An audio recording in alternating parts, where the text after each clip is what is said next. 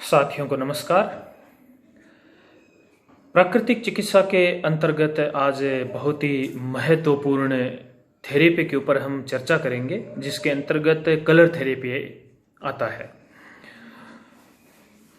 किस प्रकार से हम इन सूर्य की किरणों से प्राप्त होने वाले जो कलर्स है उनको विभिन्न प्रकार के रोगों में इलाज के तौर पर काम में ले सकते हैं।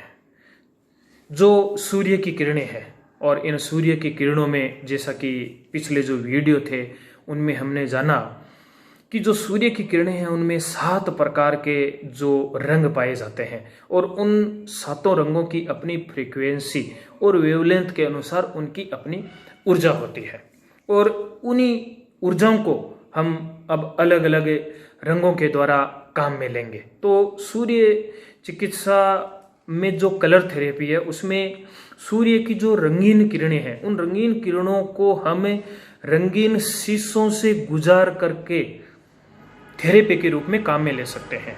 हम जानते हैं कि बहुत सारे हमें जो रंगीन शीशे हैं वो मिलते हैं, हम देखते हैं। हरे रंग का शीशा होता है, पीला है, नीला है, अनेक प्रकार के जो ग्लास है हमें देखने को मिलते हैं। ये जितने भी प्रकार के जो ग्लास होते हैं, यदि इनको सूर्य की किरणों के सामने रख दिया जाए तो इन शीशों से छन करके जो प्रकाश आएगा वह उसी प्रकार का, उसी कलर का आएगा जिस कलर का वह शीशा है। जैसे कि एक बल्ब होता है और बल्ब भी हम देखते हैं कि अनेक प्रकार के रंगों के हमें मिलते हैं और हमने हमारे कमरे के अंदर एक हरे रंग के कांच का, शीशे का यदि हमने बल्ब लगा दिया है और उस बल्ब को जैसे ही हम जलाएंगे तो पूरा का पूरा हमारा जो कमरा है वो हरे रंग से भर जाता है। पीला है तो वह पीले रंग से भर जाएगा। तो एक तो हमारे पास में ये साधन हो गया कि यदि हम हमारे शरीर के अंदर बीमारियों को दूर करना चाहते हैं तो इन शीशों को काम में ले सकते हैं। अब नीले रंग का मान लीजिए शीशा है, हरे रंग का है, पीले रंग का है, तो इन अलग अलग कलर्स का क्या क्या फायदा होता है उसकी हम आगे डिटेल से चर्चा करेंगे। साथ में एक चीज हमने और भी कभी न कभी देखी होगी कि आजकल हम देखते हैं कि जैसे ही बच्चों का जन्म होता है तो अधिकतर बच्चों को जॉन्डिस की प्रॉब्लम हो जाती है और उस जॉन्डिस की प्रॉब्लम के अंदर जो डॉक्टर होते हैं बच्चे के इलाज के लिए इसी नीले रंग का सबसे पहले वह उपयोग करते हैं। हम देखते हैं कि उन छोटे बच्चों को एक छोटा सा उनका एक केबिन बना हुआ होता है कांच का और उस कांच के अंदर नीले रंग का जो प्रकाश होता है, किरणें होती है, उनको गिराया जाता है और धीरे धीरे उन नीले रंग के प्रकाश की किरणों के द्वारा ही बच्चों का जो जॉन्डिस होता है, पीलिया होता है, वह ठीक हो जाता है। उस स्थिति में बच्चों को दवाई बहुत कम दी जाती है, मात्र कलर थेरेपी के द्वारा ही उनको ठीक कर दिया जाता है। इसी प्रकार से सूर्य की जो रंगीन किरणें होती है, हमें जो पानी होता है हमारा, उस पानी को चार्ज करके भी काम में ले सकते हैं। हरे रंग की बोतल में पानी डाल करके, नीले रंग की बोतल में पानी डाल करके, नारंगी रंग की हमें बोतल मिल जाती है, उसके अंदर पानी डाल करके भी हम पानी को चार्ज करके और उसको विभिन्न प्रकार के रोगों को दूर करने के लिए या चिकित्सा के रूप में उस पानी को भी हम काम में ला सकते हैं। इसी प्रकार से सूर्य की जो रंगीन किरणें हैं उनको वायु के माध्यम से भी हम काम में ले सकते हैं। अब वायु के माध्यम से कैसे काम में लेंगे? यदि हम एक खाली बोतल को, मान लीजिए हरे रंग की एक खाली बोतल है और उस खाली बोतल को हमने धूप के अंदर रख दिया है और उस बोतल को कम से कम 8 से 10 घंटे तक हमें वहां पर रखना होता है।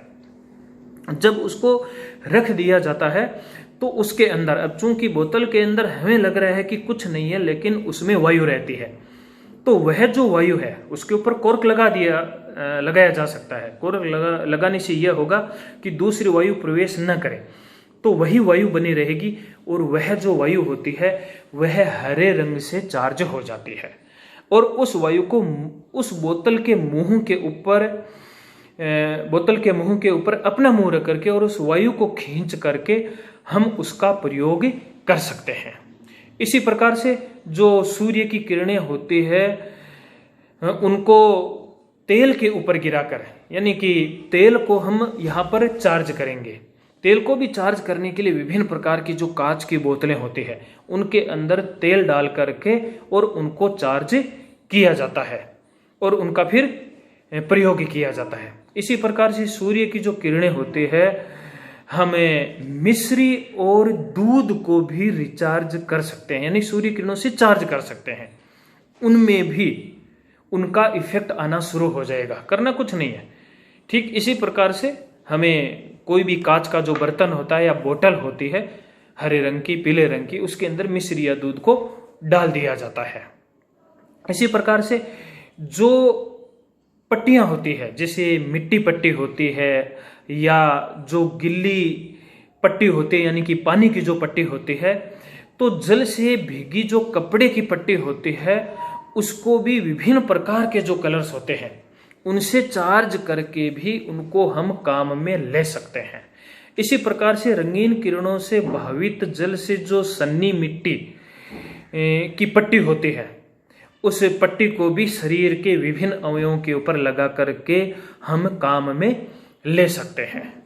तो यहाँ पर हम देखते हैं कि हमारे पास में बहुत सारे ऐसे साधन हैं जिनको हम सूर्य की किरणों से चार्ज कर सकते हैं और चार्ज करके हम उनका उपयोग कर सकते हैं। इसलिए अब हमें यह जानना बहुत ही जरूरी है कि वास्तव में ये जो कलर्स होते हैं इन कलर्स में किन किन कलर का क्या क्या इफेक्ट हमारे शरीर के ऊपर आते हैं। जैसा कि हम सभी जानते हैं कि सूर्य की जो यह किरणें हैं इन किरणों में मुख्य रूप से हमें 7 कलर्स दिखाई देते हैं। अब ये जो 7 कलर्स हैं इनमें भी जिनको प्राइमरी कलर कहा जाता है यानी कि प्राथमिक रंग जिनको कहा जाता है वो 3 होते हैं। और जो प्राथमिक रंग होते हैं उनमें लाल, पीला और नीला, ये 3 प्राथमिक रंग होते हैं। इनको प्राथमिक या प्राइमरी कलर इसलिए कहा जाता है कि बाकी इस सृष्टि के अंदर जितने भी हमें कलर दिखाई देते हैं वो सारे के सारे जो कलर्स है वो इन्हीं 3 प्राइमरी कलर्स से मिलकर के बनते हैं। यानी कि ये जो 3 कलर है ये अलग अलग रेशियो में आपस में मिलते हैं और आपस में मिलकर के हजारों हजारों नए प्रकार के जो कलर्स होते हैं वह ये बना देते हैं। यानी कि जो 3 प्राइमरी कलर है लाल और पीला मिलकर के एक नया बना देंगे, पीला और नीला बनकर के भी अलग बना देंगे, या तीनों जो मिलेंगे यह भी मिलकर के अलग प्रकार के यह कलर से बना देंगे। इसको आप यूं भी समझ सकते हैं कि आजकल हम देखते हैं कि मान लीजिए हमें हमारे घर में कोई कलर करवाना है और हमें जो जहां पर रंग मिलता है उस दुकान के ऊपर हम जाते हैं तो वह हमें कैटलॉग देता है और वो कहता है कि आप इसमें से कोई भी कलर पसंद कर लीजिए। और हम देखते हैं कि उस कैटलॉग में बहुत सारे प्रकार के कलर्स होते हैं और उनमें से हम मान लीजिए किसी एक कलर को चूज करते हैं। तो पहले तो ये होता था कि उस कैटलॉग के अंदर जिस कलर को चूज करते थे दुकानदार उसमें जो भी उसके कोडिंग होती थी उसके अनुसार हमें क्या कर देता था, वह कलर दे देता था। लेकिन आजकल ऐसा नहीं है। आजकल आपको वह बिल्कुल वैसा ही कलर मिलेगा जिसका आपने चूज किया है। और आप देखेंगे कि जो दुकानदार होता है उसके पास में एक कंप्यूटराइज्ड मशीन होती है और वह कुछ नहीं करेगा, वह देखेगा कि ये कलर है और इस कलर की यह कोडिंग है और इस प्रकार से वह जैसे ही इंटर देगा आपका वह कलर बाहर निकल करके आ जाएगा। यानी कि हम देखते हैं कि इन 3 कलर्स के माध्यम से हम बहुत सारे प्रकार के जो कलर्स है वह बना सकते हैं। अब बहुत सारे कलर्स के अंदर हम देखते हैं कि ये 3 कलर तो है लेकिन फिर भी हम जिन 7 कलर की बात करते हैं ये हमें हमारी इस सृष्टि के अंदर इंद्रधनुष के अंदर मुख्य तौर के ऊपर हमें दिखाई देते हैं। तो वो जो बाकी कलर दिखाई देते हैं उनका निर्माण किन कलर से मिलकर के हुआ है। जैसे कि हम नारंगी रंग की बात करें तो यह जो नारंगी रंग है यह लाल और पीले रंग का मिश्रण है। यानी कि लाल और पीले रंग की जो फ्रीक्वेंसी है यह आपस में एक निश्चित फ्रीक्वेंसी या वेवलेंथ के अंतर्गत जब ये मिलती है तब उस नारंगी रंग का निर्माण हो जाता है। अब नारंगी रंग भी हम देखते हैं कि डार्क ऑरेंज भी हो सकता है, लाइट ऑरेंज भी हो सकता है, मीडियम ऑरेंज भी हो सकता है। ये सारा का सारा डिपेंड यह करता है कि यह जो रेड और येलो कलर है, इनका जो मिश्रण है, जो ये आपस में मिले हैं, ये किस रेशियो में मिले हैं। जिस रेशियो के अंदर ये आपस में मिलेंगे उसी प्रकार से लाइट, मीडियम, डार्क जो ऑरेंज कलर होना है वह हो जाएगा। इसी प्रकार से यदि हम हरे रंग की बात करें, यह प्रकृति का कलर है। यह जो प्रकृति का हरा रंग है, ये पीला और जो नीला रंग है, यह दोनों जब आपस में मिलते हैं, इनका जब मिश्रण होता है तब हरे रंग का निर्माण होता है। इसी प्रकार से बैंगनी रंग की यदि हम बात करें तो यह नीला और लाल रंग, ये दोनों प्राइमरी कलर हो गए। तो नीला और लाल रंग जब आपस में मिलेंगे तब यह बैंगनी रंग के रूप में हमें दिखाई देगा। इसी प्रकार से आसमानी कलर जो होता है उसकी यदि हम बात करें, हालांकि नीले रंग का ही एक रूप है, तो आसमानी जो कलर है वह नीला और जो सफेद रंग है, यानी कि नीला एक तरह से काफी गहरा होता है, लेकिन उसके अंदर जैसे ही सफेद रंग मिलेगा तो वह धीरे धीरे लाइट होकर के आसमानी जो कलर है उस कलर के अंदर वह हमें दिखने लगे जाएगा। तो इस प्रकार से हम देखते हैं कि जो अनेक प्रकार के जो कलर है उनकी संख्या सैकड़ों, हजारों, लाखों में हो सकती है। और प्रकृति के अंदर जितने भी हमें यह कलर्स दिखाई दे रहे हैं, यह वास्तव में इन 3 प्राइमरी कलर्स के कारण से है। अब एक चीज ये भी हो सकती है कि कोई भी जो कलर होता है वह हमें, कोई भी वस्तु का जो कलर होता है वह हमें दिखाई देता है, तो कई बार ये मन में आता है कि यह इसी कलर की क्यों दिखाई देती है। कोई लाल रंग का कपड़ा है तो लाल रंग का ही क्यों दिखाई देता है। हरे रंग का तरबूज हमारे सामने पड़ा है तो वह हरे रंग का क्यों दिखाई हमें देता है। कोई पीली वस्तु पड़ी है तो वो पीली क्यों हमें दिखाई देती है।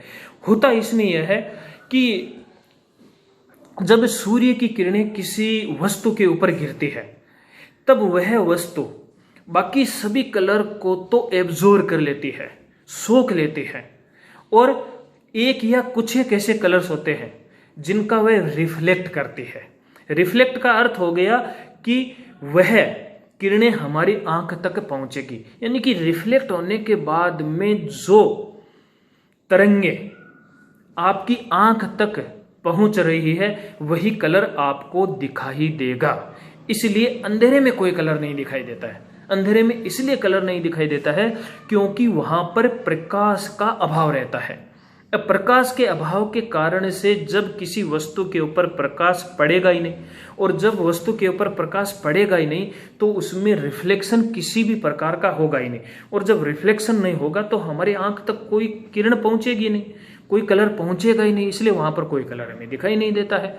इसीलिए किसी भी चीज को हम देखते हैं, हरे भरे वृक्षों को देखते हैं, हम रंग बिरंगे फूलों को देखते हैं, तो उसका यही अर्थ होता है कि उनके ऊपर सूर्य की किरणें तो पड़ रही है, लेकिन उसकी प्रकृति ऐसी होती है कि मान लीजिए कोई फूल पीला दिखाई दे रहा है तो वो पीले कलर को रिफ्लेक्ट कर रहा है, और उस रिफ्लेक्शन के कारण से वह हमारी आंख तक पहुंचता है और वह हमें फूल पीले रंग का दिखाई देता है।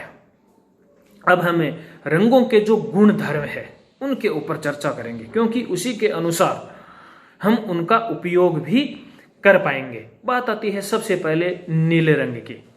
जो नीला रंग होता है, यदि 3 प्राइमरी जो प्राथमिक रंग है उनकी बात करें, जिनमें लाल, पीला और नीला आता है, उनमें लाल जो रंग होता है वह सबसे अधिक गर्म प्रकृति का होता है, और जो नीला रंग होता है वो सबसे अधिक शीतल प्रकृति का होता है, और जो पीला रंग होता है वह मध्यम प्रकृति का होता है। इन 3 प्राइमरी कलर की यदि हम बात करें तो जैसा कि हमने कहा कि जो नीला रंग है वह शीतल प्रकृति का होता है, और शीतल प्रकृति के होने के कारण से इसी प्रकार के इसके अंदर गुण भी पाए जाते हैं। जो नीला रंग होता है, नीला रंग एक तो शांतिदायक होता है क्योंकि शीतलता इसकी प्रकृति होती है। गर्मी, उष्मा या उत्तेजना, इन सब को यह मिटाने वाला होता है।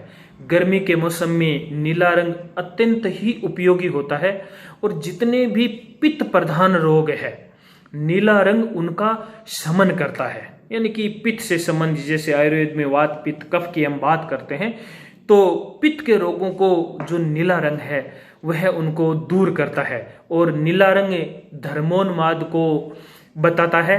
साथ ही यह रंग अवसादक व अपवित्र नाशक और शरीर के अंदर होने वाली जो सड़न है, गलन है, उसको यह रोकता है और शरीर के अंदर एक तरह से यह शांति प्रदान करता है। इसका यह अर्थ है कि जो नीला रंग है, एक तरह से हम स्पिरिचुअलिटी के अंदर भी इसको काम में ले सकते हैं। यानी कि हमारे शरीर के साथ में हमारे मन को भी यह क्या करेगा, हमारे मन को भी यह शांति प्रदान करेगा। या फिर जिन लोगों के अंदर बहुत ज़्यादा उत्तेजना है, जिन लोगों को बहुत ज़्यादा क्रोध आता है, उनके लिए भी जो यह नीला रंग है यह फायदेमंद रहेगा। प्रेक्षा ध्यान के अंतर्गत हम एक प्रयोग करते हैं, वह प्रयोग है लेस्या ध्यान का। लेस्या का अर्थ होता है किरण, रश्मि या रंग भी उसका अर्थ होता है। तो लेस्या ध्यान यानी कलर मेडिटेशन, यानी मेडिटेशन का भी एक पार्ट होता है जिसके अंतर्गत हम विभिन्न प्रकार के रंगों का ध्यान करते हैं। और लेस्या ध्यान के अंतर्गत जो हमारे शरीर में 13 चैतन्य केंद्र होते हैं, उन केंद्रों में एक केंद्र है जो हमारा ये हृदय का स्थान है। हृदय के स्थान पर आनंद केंद्र होता है जहां पर हरे रंग का ध्यान किया जाता है। इसी प्रकार कंठ का स्थान यह विशुद्धि केंद्र होता है, यहाँ पर इस नीले रंग का ध्यान किया जाता है। और हम ऊपर थोड़ा बढ़े तो जो हमारा यह दोनों भ्रिकुटियों के मध्य का स्थान होता है, जिसको हमें दर्शन केंद्र के नाम से जानते हैं, वहां पर अरुण रंग का ध्यान किया जाता है। बिल्कुल मध्य भाग हमारे ललाट का ज्योति केंद्र, वहां पर श्वेत रंग का ध्यान करते हैं। और सबसे ऊपर जो हमारी चोटी का स्थान है, जिसको ज्ञान केंद्र कहा जाता है, वहां पर पीले रंग का ध्यान किया जाता है। यानी कि हमने अभी कहा कि भाई पानी को, तेल को, मिश्री को, दूध को चार्ज कर सकते हैं, तो एक तरीका यहाँ पर यह भी हमारे सामने आया है कि हम ध्यान के द्वारा भी ये जो कलर्स है, इनकी अपनी जो ऊर्जा है उसका हम उपयोग कर सकते हैं। इतना ही नहीं, यदि हठ योग तंत्र की भी यहाँ पर हम बात करें तो हमारे शरीर के अंदर जिन चक्राज की बात कही गई है, जिन 7 चक्राज की बात कही गई है या 6 चक्राज की जो हम बात करते हैं, मूलाधार से लगा करके ऊपर सहस्त्रार चक्र तक, उन सभी चक्राज के, यदि हम एक सहस्त्रार को छोड़ दें, इसलिए 6 चक्रों की बात होती है, तो यह जो 6 चक्र है, इन 6 चक्रों के ऊपर भी इनका अपना अपना एक अलग कलर है। और उनके ऊपर उस कलर्स के साथ में यदि ध्यान किया जाए तो हम और अधिक जल्दी ध्यान के द्वारा इन चक्रों का क्या कर सकते हैं, इन चक्रों का हम जागरण कर सकते हैं। इनको हम ऊर्ध्वमुखी, इनकी ऊर्जा को हम ऊर्ध्वमुखी बना सकते हैं। तो इसका अर्थ हुआ कि हमें किसी बाह्य वस्तु की यहाँ पर आवश्यकता नहीं है, मात्र हम ध्यान के द्वारा, कल्पना आदि के द्वारा उस रंग को ध्यान में ला करके भी हम विभिन्न प्रकार के जो यह कलर्स है उनका हम उपयोग कर सकते हैं। तो कहने का यह अर्थ है कि चाहे हरा रंग हो, नीला रंग हो, उसको हम मन ही मन ध्यान में ला करके शरीर के लिए उपयोगी बना सकते हैं। तो इस प्रकार से हमने देखा कि जो ये कलर्स है ये हमारे शरीर को फायदा पहुंचाते हैं। अब हम नेक्स्ट जो वीडियो होगा उसमें और कलर्स के ऊपर चर्चा करेंगे। तब तक के लिए धन्यवाद, नमस्कार।